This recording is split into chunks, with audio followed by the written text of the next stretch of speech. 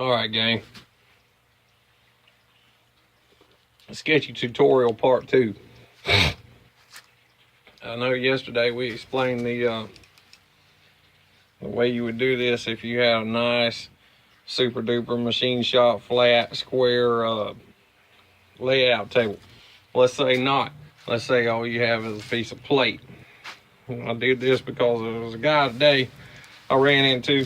He had a plate top on his table, and he had the same can product. Apparently there's a damn rash of those going around in the shop, but his can, they didn't roll it all out of one complete piece of plate. What they did was they had it divided up, and anybody that's familiar with a plate roll, when they roll it, it had flats, and it was just a mess. It wasn't round at all. It looked very much like this apple that I got here, but it didn't. The first gentleman, he had a stiffener ring, a web going around the top of his that was holding it round at the top. So really all he had to do was fight the bottom and get his nozzle stuck in and blah, blah, blah. And I know that sounds difficult, but anyway. Okay, so this guy, he had none of that. All he had was an ob-shaped can.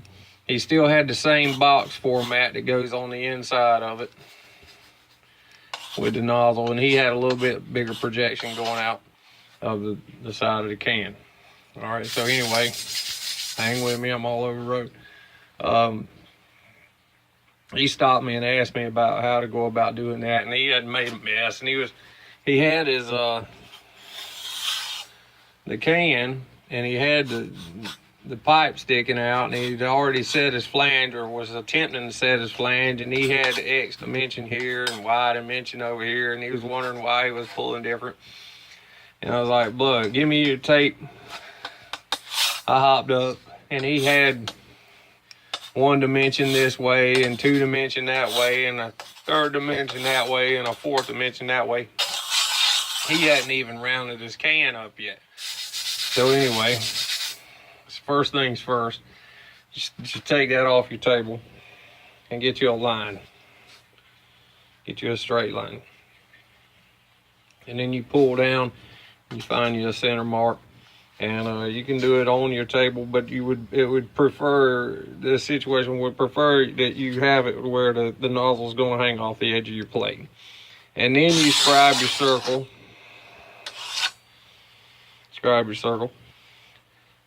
And then you have excess line. He had a super long table. It's like a 25-foot long layout table, but he had a piece of plate on top. He's a dumbass anyway. He's not a high caliber individual. So, and he had this edge working off. So I said, no, now you can tack it down to your carbon plate, because a real layout table, they're cast, and you don't want to tack to those. You don't even want to talk about tacking to those. But if you got a plate top, yeah, you can put you some spots on your scribe marks and hold your cylinder round, or your can round, or your wrapper round, or whatever, especially the way his was, because they had a couple of scallops, because it was made out of two different sheets of plate. Remember, I explained that over there, and I'm going with you. Okay, so he lays it out and he tacks it, and it's on the nozzle end, is on the bottom, so that's the end naturally that he puts low to the plate, so it holds it round, because the upper end is still going crazy, because he has no inner web ring at the top, like I explained the guy had yesterday. So with all that being said, it gets around, and then he can put his nozzle in.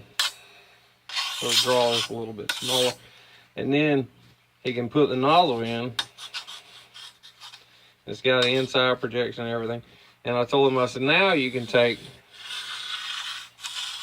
a long straight edge piece of aluminum angle or anything that isn't just mimicked up and bent all to hell, and you can actually pull back this way and check. Or if you have your center line, you can go out to X known point, whatever over here, be 4 foot or 8 foot or whatever random ass dimension you want, and put you a tick mark on your center line. You do the same thing here. Okay, so now you got whatever. Okay, so they look similar.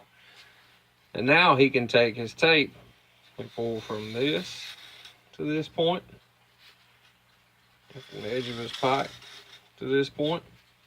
And if he gets, you know, the same dimension there, he now knows that his can is rounded and tacked down on his radius line that he scribed off at the center point. And now he has his nozzle sticking out of the pipe, and he pulls back to these points, and he knows it's in there straight. And at a 90, drop your chalk. You drunk. Hey, hey. So now he knows he's got the nozzle at a 90,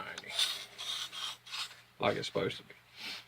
So then he can drag it off the side, cut his tacks, weld up under the bottom, and then float the box in like the guy had to do yesterday. Refer back to the video yesterday, and you see how to fit that box up once you have your circle scribe. But that's just another way to pull that nozzle and make sure that it's it's all copacetic.